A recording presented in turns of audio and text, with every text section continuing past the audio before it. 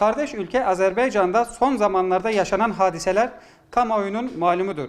Zira bu hadisenin bugünün meselesi olmadığını ve tarihe geçmiş kara bir leke olarak günümüze kadar geldiğini bütün dünya bilmektedir. Ermenistan 30 sene önce uluslararası hukuku hiçe sayarak Azerbaycan toprağı olan Karabağ'ı işgal etmiş ve bu işgal esnasında hiçbir ahlaki kural tanımayan saldırganlığı ile adeta bir katliam gerçekleştirmiştir. Azerbaycan topraklarının neredeyse 5'te birini işgal eden ve milyonlarca insanın yurtlarından ederek başta Hocalı'da yaptığı soykırımı ile insanlık suçu işleyen Ermenistan'ın tescilli bir saldırgan olduğunu biliyoruz. 28 Eylül sabahı Ermenistan silahlı güçlerinin yeniden ahlaksızca yaptığı saldırıya meşru müdafaa hakkını kullanan Azerbaycan'ın yanında olmak boynumuzun borcudur.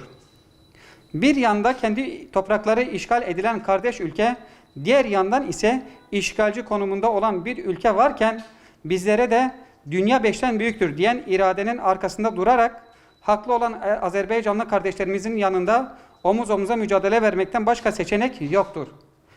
Bu sahiplerle uluslararası hukukun işletilmesi noktasında başta Birleşmiş Milletler olmak üzere bütün dünya ülkelerini inisiyatif almaya ve Ermenistan'ın hukuk tanımazlığına karşı tavır almaya davet ediyoruz. Ülkemizin Azerbaycan'a verdiği güçlü destek sadece devletlerimiz arasındaki kardeşlik hukuku sebebiyle değildir. Aynı zamanda 30 senedir kardeş Azerbaycan'a yapılan haksızlığa ve hukuksuzluğa gösteren haklı bir tepkidir. Ama bilinmelidir ki Türkiye'nin Azerbaycan'a yardımı ve desteği de her nasıl istiyorlarsa öyle olur.